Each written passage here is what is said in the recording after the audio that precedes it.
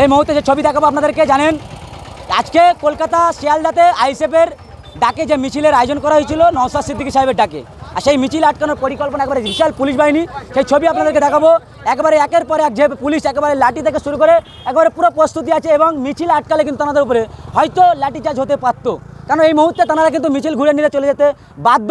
ISF নেতা রাহুল দার নেতৃত্বে এবং নওশাদ সিদ্দিকী সাহেবের কলের একবারে ফোন কলের পরে সেই মিছিল কিন্তু ঘুরে নিয়ে চলে যায়।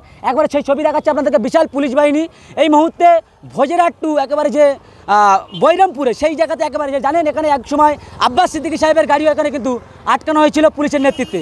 আবার সেই কলকাতা পুলিশের নেতৃত্বে দেখেছেন বিশাল পুলিশ, একবারে যত দূরে যাব এখান থেকে 100 মিটার দূরে সেখানে কিন্তু একাধিক পুলিশের টিম, সেই ছবি আপনাদেরকে দেখাচ্ছি আইএসএফ বাংলা ইউটিউব চ্যানেলের পক্ষ থেকে। কারণ বারংবার এই রাজ্যের পুলিশ কিন্তু এই মিছিল আটকানোর চেষ্টা করে, সেই ছবি আপনাদেরকে দেখাবো এবং দেখানোর চেষ্টা করছে। বিশাল ব্যারিকেড দিয়ে সেই মিছিল একেবারে আটকানোর পরিকল্পনা চলছে। একবারে যে আইএসএফ বা নওশাদ সিদ্দিকী সাহেবের যে ডাকে যে মিছিলের আয়োজন করা হয়েছিল সেই মিছিল কিন্তু একেবারে আটকানোর বিশাল পুলিশ বাহিনী, সেই ছবি আপনাদেরকে দেখাচ্ছি। ভাঙড় বিধানসভা একেবারে দেখতে পাচ্ছি এখানে একাধিক কিন্তু ট্রাক বা গাড়ি রাখা আছে, পুলিশের গাড়ি, কিন্তু এই গাড়িতে করে কিন্তু পুলিশ এসেছিল। আর এখানে দেখছি ব্যারিকেড দেওয়া আছে, সেই ব্যারিকেড কিন্তু আটকানো হচ্ছে যে পুলিশের নেতৃত্বে। জানেন আজকে বিশাল একটা হয়তো মানুষের ভিড় দেখা দিত সেই শিয়ালদা স্টেশনে, আর সেই তার জন্যই একেবারে দেখতে পাচ্ছেন সেই ছবি, একাধিক পুলিশ এখানে দাঁড়িয়ে আছে। সেই লাইভ আপনাদেরকে দেখাচ্ছি। অবশ্যই যেখান থেকে দেখছেন ভিডিওটা শেয়ার করার চেষ্টা করবেন, অবশ্যই ধীর গতিতে শেয়ার করুন, কেন নওশাদ সিদ্দিকী সাহেবের দেখে হয়তো এ রাজ্যের পুলিশ বা মমতা বন্দ্যোপাধ্যায় ভয় পেয়েছে, তার জন্যই এত পুলিশের দরকার।